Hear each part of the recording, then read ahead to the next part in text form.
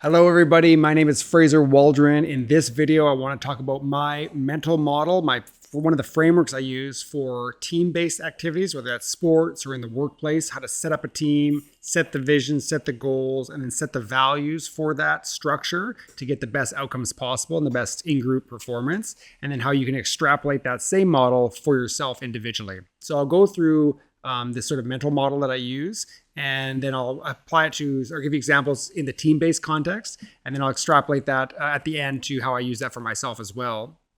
I use this as my sunset methodology or sunset analogy, where if you can imagine like a Western film, like a old school, like a Western end of the movie where they ride off into the sunset, that's the scene that I use as my metaphor essentially. So if you can imagine there's a sunset in the distance, way off into the distance, and then there's rail tracks that go towards that. So it's a train analogy essentially. The train is moving towards the sunset, and then there's way stations, spots along that train track that the train is going to stop on. So in this metaphor, the sun is the vision, the train that we're going to organize our group to move towards. The way stations or the stops along the way are the goals that are fixed and time-based, and the tracks are actually our values. And I'll go through all this in detail. And then the train, which is moving towards that sunset, is yourself, or in the team-based context, is the team or the group, whichever group you're leading or are part of. So let's go through this. In the sunset element, the key part is that the vision is agreed upon as a group. So if I'm looking at it from a sports analogy, for example, I'll take my American football kids when I'm coaching them, and at the beginning of the season, I'll say, hey, like, what's the vision of the team? And we have to decide together. I kind of know where I want it to go, but we have to get that group decision-making together. We have to get them to buy in as a group, because if they don't buy in together and I just put it on them, this is the vision, take it or leave it, then what's likely going to happen is that they might not agree. But if they buy in as a group, then it allows us to self-police. And then the vision, I'll explain how that works in a second. And then the vision element also has to be something that is an iterable game that goes into the future forever. So it's not something that can be tangible that we actually ever hit. The train never makes it to the sunset. So an example would be something like, we're going to be the best team we can be.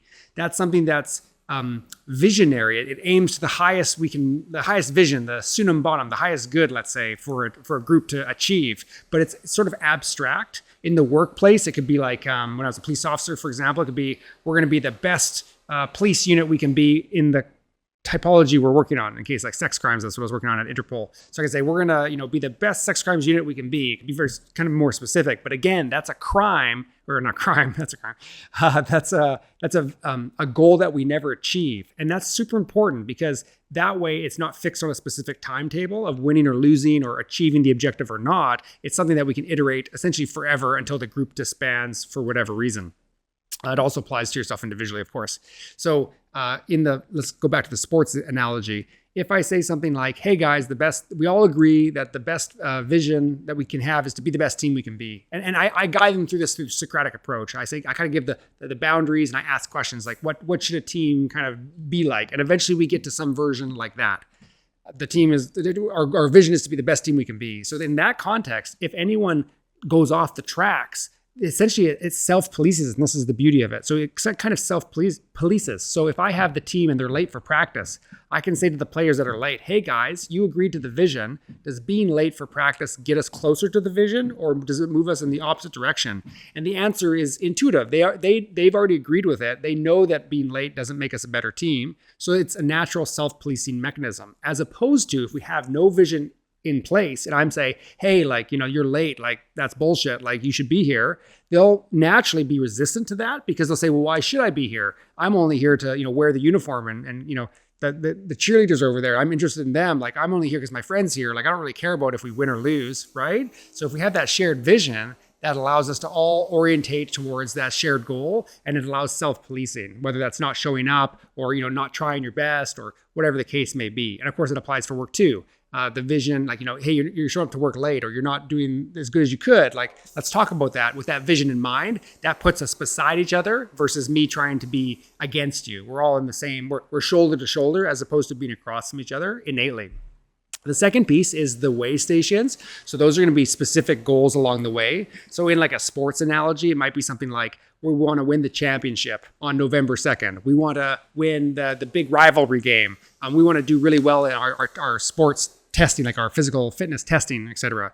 And those things will have times and dates and are, pass, fail, or win, lose, or, we hit that objective or we don't. Like in the workplace, it could be, hey, our objective for this calendar year is to get these many new accounts, or whatever the case may be. And those are way stations. You can maneuver them and change them as you need, but they're points that you can maneuver, that you're orientated towards. But if you fail them, you still have that vision over top to move past them. So imagine on a sports team, for example, if you're just a really bad team, the goal is to win the championship, but you lose the first 5 games and you're just objectively a bad team. If you don't have that overall vision, you can lose morale really quickly. But if I say, hey, we might have lost that game and the championship's not there, so we're going to change the way station. We're going to say we're going to win the next game, or we're going to have a good practice. We can make it short term if it's really dire out there, But the vision is always to be the best we can be. So even though we're losing, we can still be the best losers possible.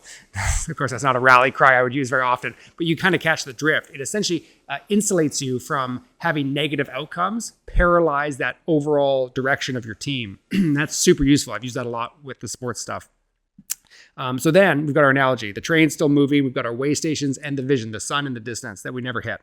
We also have the tracks, which have 2 rails going towards the sun. And then we have like the wood that comes across that binds the rails together to make the track. And so there's 3 distinct parts. There's rail on the left, rail on the right, and the actual the pylons or the wood or whatever that actually binds the track together. So I perceive those as values, and that keeps us on track. Because as you would imagine, if you go 1% off the tracks over a few days, all of a sudden you're pointed in a different direction and you're not going towards that sun, you're going towards something that's not ideal or not something that the group wants to move towards. So in that context, what keeps us on the rails is good values. And the first one is honesty. So my left rail in this context is going to be honesty. And that's honesty with myself. I'm self-evaluating myself within the team context, but I'm also evaluating others as well. And if we agree that honesty is a value between us, then I can critique you and you can critique me with the knowledge that it's reciprocity, that I'm not trying to be mean for meanness sake. We've already agreed that the vision is our direction of travel. And if you're leaving or I'm leaving, then I can reorientate myself with honesty by being honest with myself and others. And that's super nice in a team-based environment and for yourself personally. And then across the track is the other rail. So the left rail was honesty, and the right rail I pick is integrity, which I define as doing what you say you're going to do. So you make an honest assessment of yourself. I'm not performing or I am performing, and then integrity drives you to action it. So in the example of the kids being late, I say, hey, listen, I'm being honest with you. You guys are late. Does that help us with the vision? They're honest with me, and they say, you're right. We are off track. We're off, we're pointed in the wrong direction. And then I say, hey, do you think that showing up on time is important? They go, yes, we agree, because we've already agreed to this higher vision. We're not going to win the championship if we don't show up on time to practice, right? And then from there, I'll say, can you be there tomorrow? Because I'll be here tomorrow, and I'm here for you, and you're here for me. And then the integrity piece binds us, keeps us on track towards that vision. And then the last one that's across, the binding wood or whatever that makes the full track, that would be courage. So if you don't always need courage for all decisions. Sometimes it's just simply showing up to the gym, or in the sports analogy, like just showing up to play. But if it's difficult, if the situation is morally ambiguous, courage binds you. Courage allows you to be honest with others, take that step, say the thing in public, but it also allows you to act with integrity. So these 3 things create the track, and that keeps us orientated towards the vision and towards those way stations. And that's kind of it. It's super simple. So when I'm with my players, I'll actually draw this out on the whiteboard and we'll actually have it. And usually I try not to make too many way stations. I like 3 big way stations. It kind of keeps it conceptually clear. I don't want 1,000 stations along the way, although you could have that if your business or your operation is very technical. You could expand it a little bit, but I like to keep it relatively simple. We want to win the championship. We want to perform well in testing, or whatever the case may be, the big 3. And we all agree on that as a group, by the way. And I have that out. And then if I'm running I was director in the Ministry of Public Safety at one point, and I had multiple teams. So I'd actually break it up, multiple groups of those. So I might have a meta version of that for the entire, let's say, department, but I would also break it up on teams. So my research team, our vision is to be the best research team we can be. Our goals are to get that annual report out once a year and fund a bunch of research. operations team. We're going to be the best operation teams we can be. We're going to do these 3 or 4 operational tasks, the way stations, and we're going to bind those again with the integrity, the courage, and the honesty, those 3 values to kind of keep us on track. When I've joined teams in the workplace or in sports or in any group-based activity, and we don't have this established at the beginning, I've found that it's very difficult to keep everyone lined up in the same direction. Everyone's got different priorities. We're not all in agreement on why we're there in the first place. But when especially in the sports context, when I show up at the sports thing and I get a day to talk with everyone about the philosophy or the framework we're going to insert, then the in-group bonding is very easy because everyone has agreed to move towards the vision. I didn't just insert it. I wasn't like, what's up? You're going to bend to me. I'm like, hey, let's come to it together and we'll work together to get there. And that's a much nicer way to work with people. And in the workplace, this works too. When I was at Interpol, part of my job was to travel around the world. And this works cross-culturally as well. This is the point. I worked all around the world. And sometimes I would kind of land the plane in Philippines or Bangladesh or Nepal or wherever I was working. And I would get 20 police officers to do an operation of some sort in the bushes or at an airport or at a land border, whatever I was doing.